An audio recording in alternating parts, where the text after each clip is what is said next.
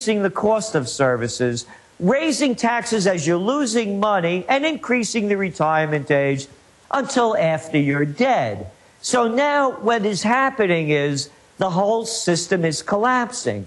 We're hearing reports that are coming out today, as you know, that they're going to be downgrading French and Austrian debt, just like they did in the U.S.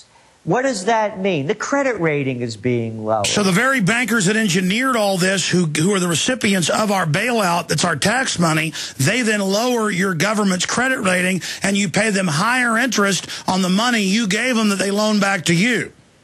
Exactly. And that's why they call them the money changers, the loan sharks. Again, the people that Jesus Christ beat out of the temple with a whip and turned over their tables. The money changers are in charge, like a slime ball like Corzine.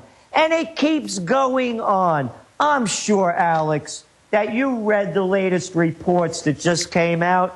Again, this goes under the headlines of, you can't make this up. And here's the latest one. It's about those wonderful boys at the Federal Reserve, how they called it wrong in 2006. You had the transcripts of people like Timothy Geithner saying, quote, "We just don't see troubling signs yet of collateral damage. And we are not expecting much. Oh, we aren't we? The we's. The white shoe weasels. That's who Wheeze is. There's one after another. This is the cat that's running the Treasury. And I love the language as it keeps going on. You'd like to grab these guys by the throat and say, who are you talking to? I'd like the record to show, Geithner goes on to say, how wonderful Greenspan is. Oh, yes, stay there. So one little mafia minion's telling us how great the retired Don did, how they helped everybody. They handed out free turkeys on Thanksgiving, the very people they were shaking down. On screen, we have the Trends Research Journal Quarterly. They also have news alerts as well. Find out more at trendsresearch.com. Our websites, of course, are prisonplanet.tv, where we're streaming this TV show right now, /radio. And we have the nightly news. Peter Schiff's on with us tonight, one of Ron Paul's top financial advisors on his economic policy. Now, going back to Gerald Celente in the short segment, more news and your calls coming up with Gerald in the next. Gerald, you were getting into how this disgusting crew of admitted miscreant Ponzi scheme operators always are constantly giving each other awards, worshiping each other for what they've done, promising to never devalue the dollar as they do it, lying 24/7, and hurtling us towards collapse.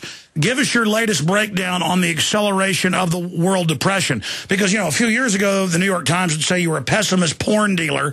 Now they say, okay, we never had a recovery. The question is, will it be a global recession or depression?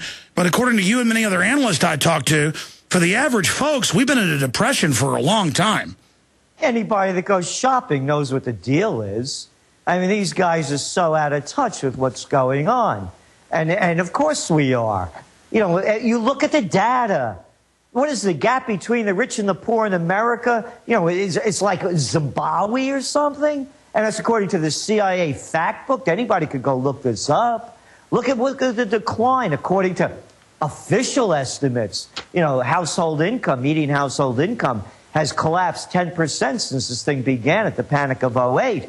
But I really want to read these quotes so that people could understand who's in charge. Yeah, start over with the Greenspan worship. Well, here's one over here from Bernanke. Now, this is as the markets are collapsing. I'm out there saying the real estate bubble is burst. And here's the quote from Bernanke. Quote, I agree with most of the commentary that the strong fundamentals support a relatively soft landing in housing. If this was me or you, we would be fired. But no, this guy's put her, the prostitutes, bow down, suck up, kiss up, Mr. Bernanke, sir, Chairman, sir. Hey, about how could anybody be so wrong? Here's another great one from our esteemed Treasury Secretary. Check it out. Quote, we think the fundamentals of the expansion going forward still look good. Oh, we do we? What you mean we, Kimosabi? Not me, not other people. We didn't, with Peter Schiff, Paul Craig Roberts, Mark Farber. You know, there were a number of us that said this thing was collapsing. But the we's in this are astounding. And I want to make this point because, Alex, it's the same we's on the military end that know what they're doing. Oh, how no one saw this coming. We are going to get in a war with Iran. Look what just happened with Iraq. Hey, did you see all those victory parades? You must have missed a big one. I wonder where Bloomberg was with his American shirt on and Lady Gaga to welcome home the troops from Iraq on Wall Street with all the confetti falling. I didn't see it happening. The same losers in the military are going to do the same thing that the losers on the financial end are going to do.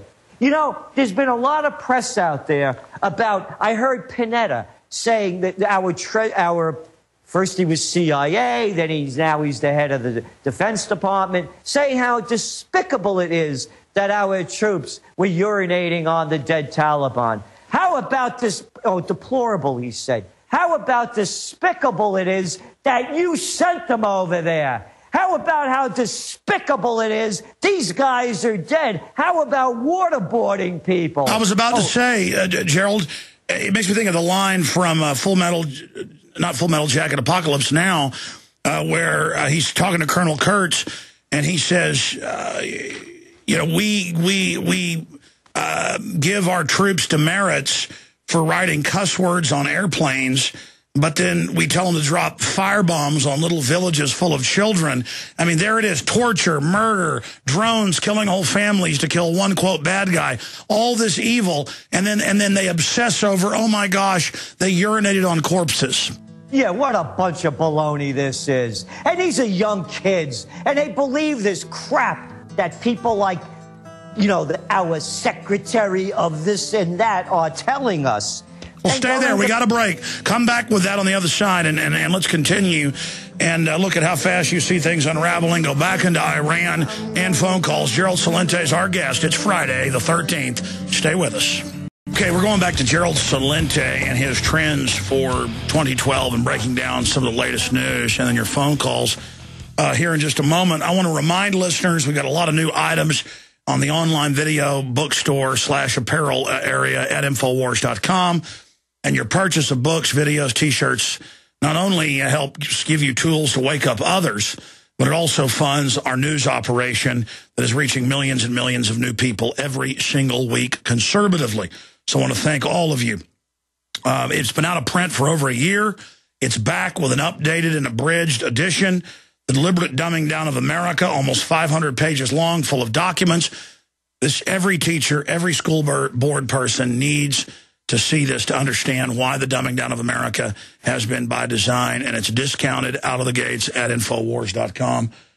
We also have the incredible film exposing Oklahoma City as an inside job. This is like holy water on a vampire for people that don't understand what false flag terror is. Get it out to everybody. It's called Noble Lie, available at Infowars.com. And then we have all the other books and T-shirts and other materials there on the site. Also, all orders get a Constitution, Bill of Rights, Declaration of Independence, famous quotes, jury nullification pamphlet, powerful 65 pages, and free bumper stickers with all of the orders. And we're running a 15-day free trial at prisonplanet.tv to see the nightly news and all the films and everything else right there at prisonplanet.tv. And, of course, I'll be back tonight with Peter Schiff, 7 o'clock Central at prisonplanet.tv, or InfoWarsNews.com will take you there. Now, going back to Gerald Celente. Gerald, I've been throwing some of the questions out here, and you were getting into Afghanistan and these diversions, but I totally concur with you.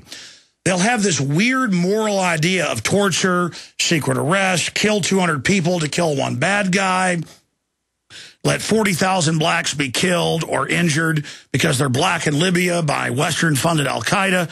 All of this comes out, and it's moral and loving with left cover under Obama. But then some troops urinate on dead bodies, and I'm not saying that's a good thing to do, but that's just usually wars, raping, murder, stuff even worse. And then they obsess over it and moralize like they're these goody two-shoes up there. I mean, it's clearly a psychological operation. Well, again, it's exactly that, because the same metaphor could be applied to, you have a big guy like John the Slime Corzine that can't find $1.2 billion, and you see him at these phony little House hearings over there with the name in front of him, Honorable John Corzine. But then somebody, you or I or anybody out there, we have a minor infraction, they're going to come down with the strong arm of the law to show us that we have to obey. So these soldiers are the pawns for these criminals that sent them over there. It's a despicable act to have invaded Afghanistan. It's a despicable act to have started the war in Iraq. How come there's no war crime tribunals?